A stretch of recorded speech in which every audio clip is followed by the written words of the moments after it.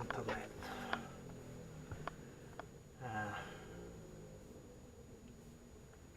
Where to begin?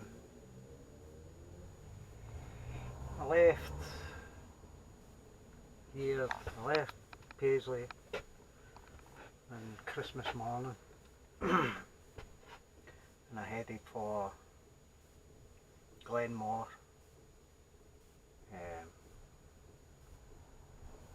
over the Argyle Forest. It's basically just the top of the resting bit, thankful, road A83. So I went there and drove 5 miles down the track or something. Felt at 5 miles, it probably wasn't, but it felt at a good distance down the track anyway. Found a park up and it was blowing a pure hoolie. So I found a park up behind a mound of, just off, still on the forest road, just off it on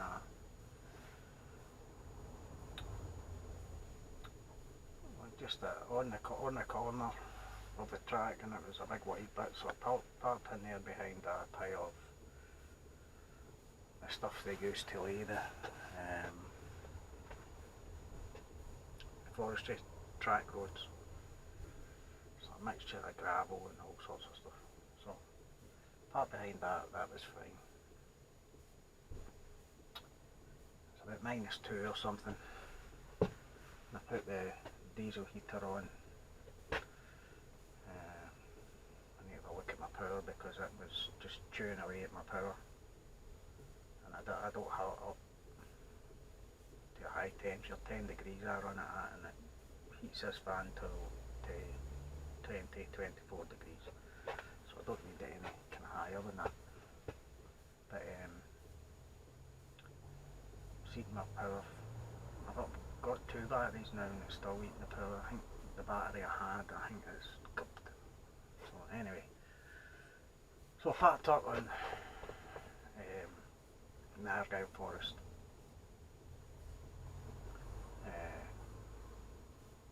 So about midnight or something. I'd had the diesel heater on for about 6 hours or something. And I thought, it's cold, I'll start the van. So I give my batteries a wee boost, draining my batteries. And the van wouldn't start. I only tried a couple of times and then I thought, just leave it, you'll kill the batteries. And we'll sort out in the morning, or have a look in the morning. So in the morning, tried to start the van, it wouldn't start. Tried for ages and ages, and it eventually started, and then it just died because I tried to rev it and it just went oh. So I tried to start it again, good few turns before it would start again. It started again, same thing, whoa.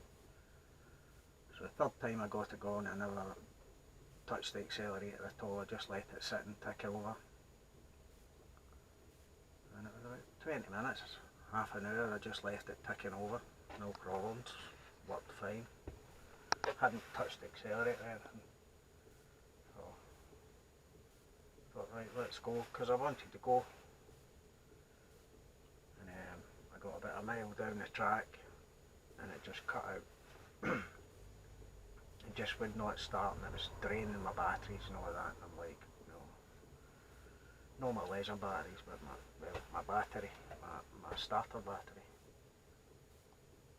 And I just parked where I was and thought, bugger it. Sat down, had some movies on my tablet, sat and watched them and got drunk, basically, which I hadn't done for a long time. And like drunk, stoating drunk, you know. It was a cheap night, I only had about 5 whiskies or something. Anyway, so it wouldn't start. So I spent the night there, got up the following morning, and it had been snowing during the night, so it was covered in snow. Tried to start the van, no luck.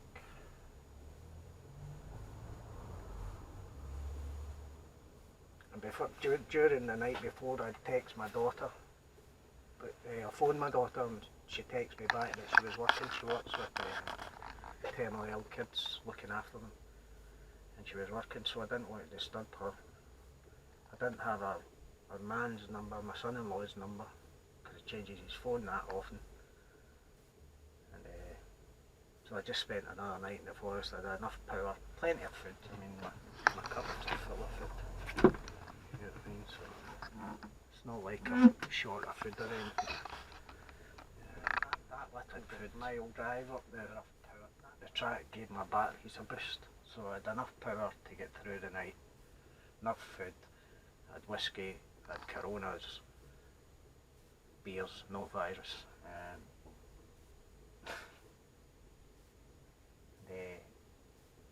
So I just spent another night in the forest. Don't get me wrong, it was absolutely brilliant, you know. But you've always got that worry, what am I going to do? I'm in the middle of nowhere. So eventually I phoned my younger daughter, and she eventually sorted out and got my older daughter, got my son-in-law to call her man. By luck, he was at the bottom of the rest, and be thankful at Ardgarten. They were just going mountain biking. So she got him, and then she spoke to my other daughter, and my son-in-law, who is the mechanic, said, no, it'll be more than just the battery. So Gary, my son-in-law, came up with his friend and tried to give me a jump. And the van was turning over, it just wasn't going to start. So my son-in-law came out, my other son-in-law,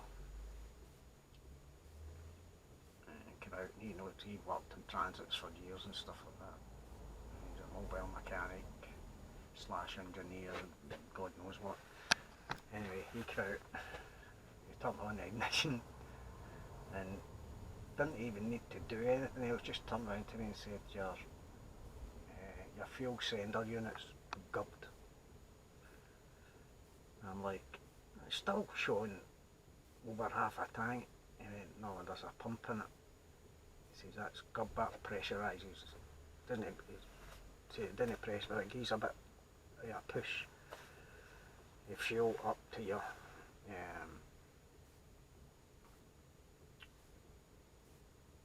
fuel filter housing, so that your van starts, and then the high pressure pump kicks in, kind of thing. So fair enough. I says, well, I've not got one of them, you'll need to take me home then, and we'll just leave the van. I no bother.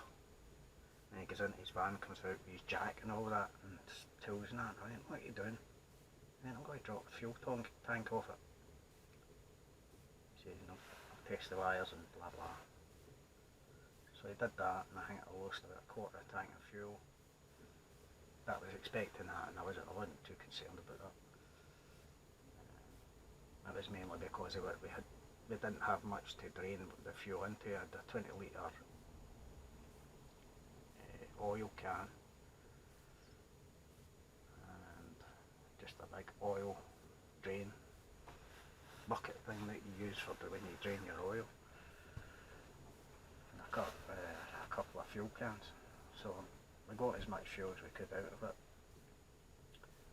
So it was then, came home, tried to get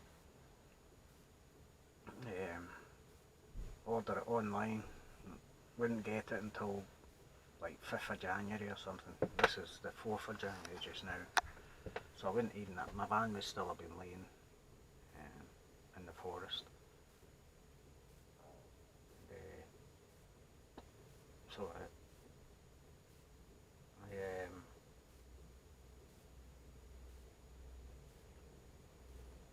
first day No chance, couldn't get anything. Second day we get home,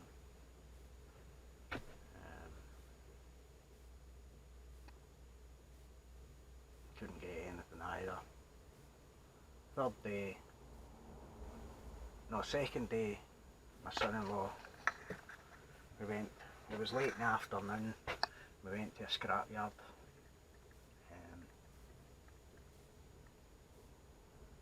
Burnham auto salvage. Stripped the tank off of. Found a van the same as mine, a year younger, same van as mine. Medium wheelbase, semi-high top, transit, Euro 4 engine. Dropped the tank, some carry on with it, and the guy came in and lifted out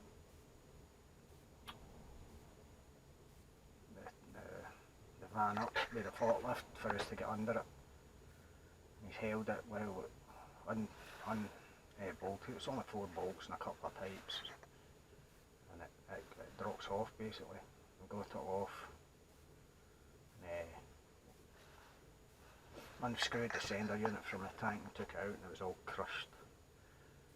The guy in the forklift had driven in under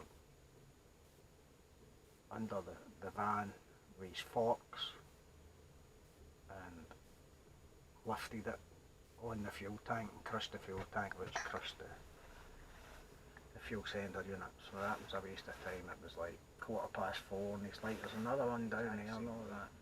He dove in and lifted, and my son-in-law just looked at me and went, no mate, so that's too late, we'll leave it, we'll come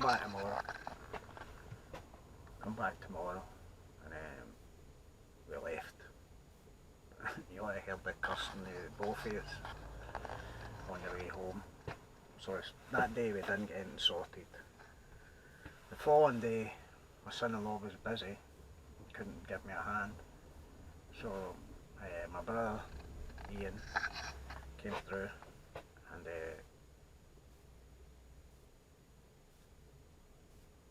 he's like, "You want me to take you?" and stuff like that. I went, well, I've been round the ones in Paisley, they don't have what I need. And I just, off the top of my head, I know there's quite a few big scrapyards on the outskirts of Glasgow and in Motherwell and places like that. So just off the top of my head, I told my brother to go to Mhor End. Is it Mhor End or Muirhead? One of the two. There's a big scrapyard there. Went to that scrapyard. Guy's like, aye, there's transits down the back, mate. Went down, there's about 7 or 8 transits sitting.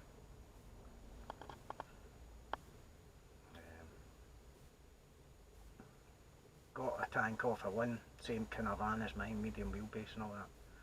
Took it out and the thing was crushed again. The fuel sender unit was crushed again. Oh man, I was like, this just doesn't happen. I thought, you're never going to get one of these, because the guys, the way they lift it, I'm a forklift driver, so I know how they're using their machine.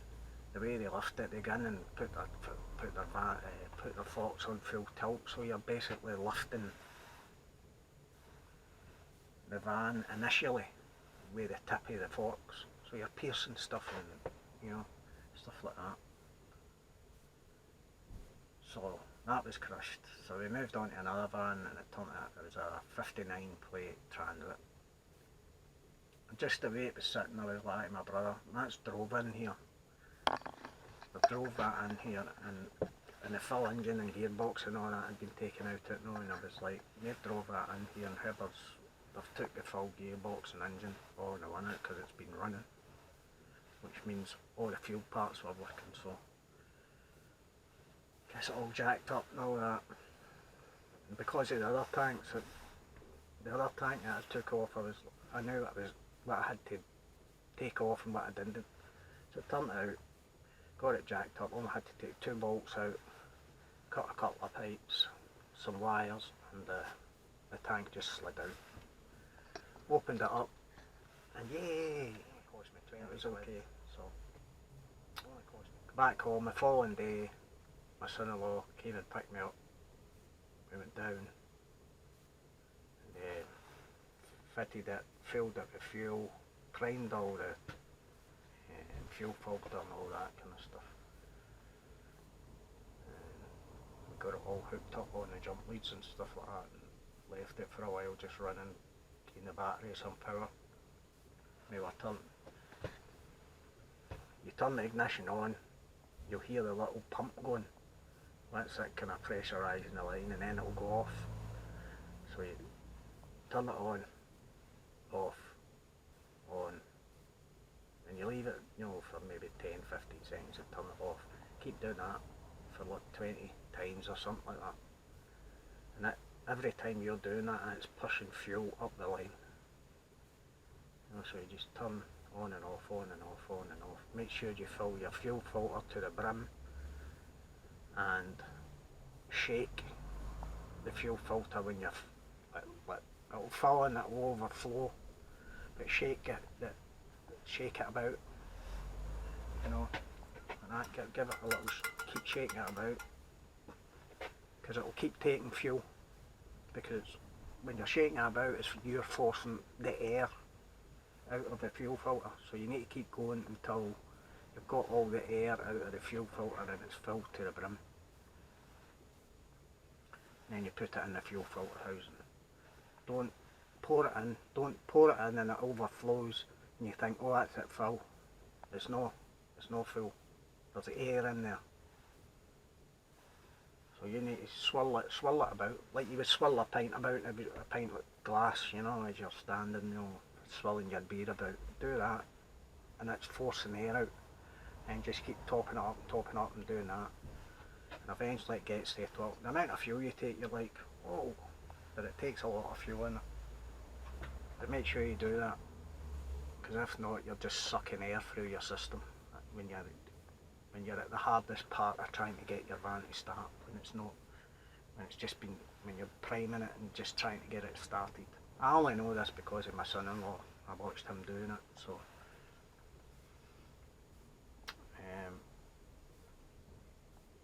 And even then it didn't start right away, so. But we eventually got it going. And you could see there's a clear pipe on that comes from the fuel housing into the high pressure fuel pump. You can see the air coming through it. And you rev the van, it moves quicker, you know, and more fuel comes through and stuff like that. Did that, and I had it sitting like 1500 revs, 2000 revs, just circulating and trying to get all the air through it and get it all out.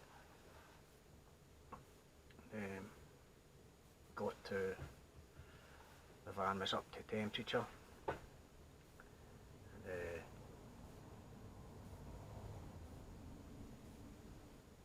Yeah, van's up to temperature, and it was just sitting there ticking over, no problem. But there's still air in it, and we kept revving it to get it to suck the air out of the tank and out of the lines and air filter and stuff. And then it kind of eased right off, and there wasn't it was as if when the van came to its operating temperature, it was weird. So I don't know, something heats up and expands and whatever. But the air kind of stopped coming through it. It was sitting there fine, ticking over. Checked we hadn't made a mess of the place where we were. Tidied up all our kind of tools and all that kind of rubbish. And off we went.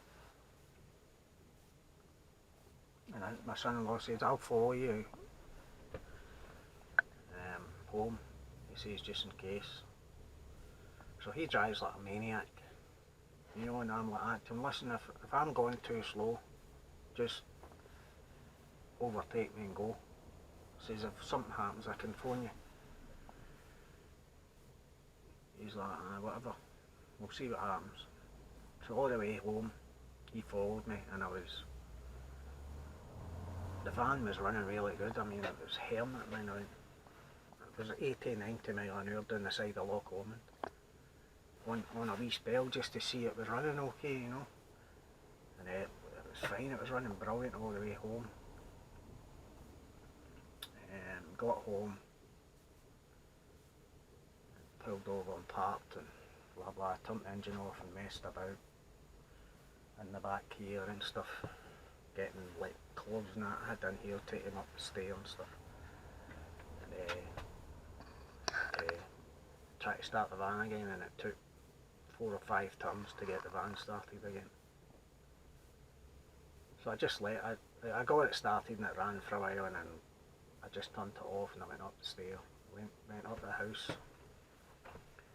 The following day I came out to try and start it. It took ages and ages, but it started, you know, and I could hear the little pump in the fuel sender going. Then it was like, then by this time it's New Year, you know, it's Hogmanay and stuff. So I got my van home for Hogmanay, and it'd be lying in the forest since Boxing Day, I think. Well, it'd been in the forest since Christmas Day, put it that way. So Hogmanay, I got it back home. The following day, New Year's Day, I never even left the house, I just stayed in the house. And the 2nd of January I came down and tried to start it, and it wouldn't start, and it had been about -5 or something. And it was killing my battery. So I got my jump leads and just connected my jump leads up to my laser battery, 110 amp hour one. Connected up to that, went back to start it, and it started almost instantly. I know there's fuel in the line, there's fuel coming through the air lines. There's fuel coming through the lines, but there's air coming through the lines as well. So I've got a leak somewhere, an air leak in the fuel somewhere. So I've ordered a fuel filter. I'll go with that kind of option first. I've got a fuel filter. I've ordered that. I should get that tomorrow or next day or something. And I'll try that first. That's the cheapest option, probably. If that doesn't work, I've got some rubber hose, fuel hose, that I can run from the tank to the fuel filter housing without a break in it. I just need to make up the connections to plug in. I've just got to heat the hose up and force them in, then I'll just put I've got a small Jubilee clip on them. I'm going to make them up if it's still drawing air, and I'll put them on, and they'll run straight from the tank to the fuel filter housing. The fuel pipes under this are those kind of hard plastic things.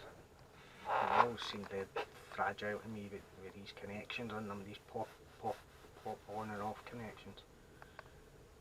So I'm going to, if I'm still drawing air, I'm going to take the fuel lines off, make up those lines with the rubber hose, which should be okay because I used it on my L200 pickup, which was a 2.5 diesel with a fuel pump and all that on it, so it should be alright. They're the right size and stuff. So if I plug that in,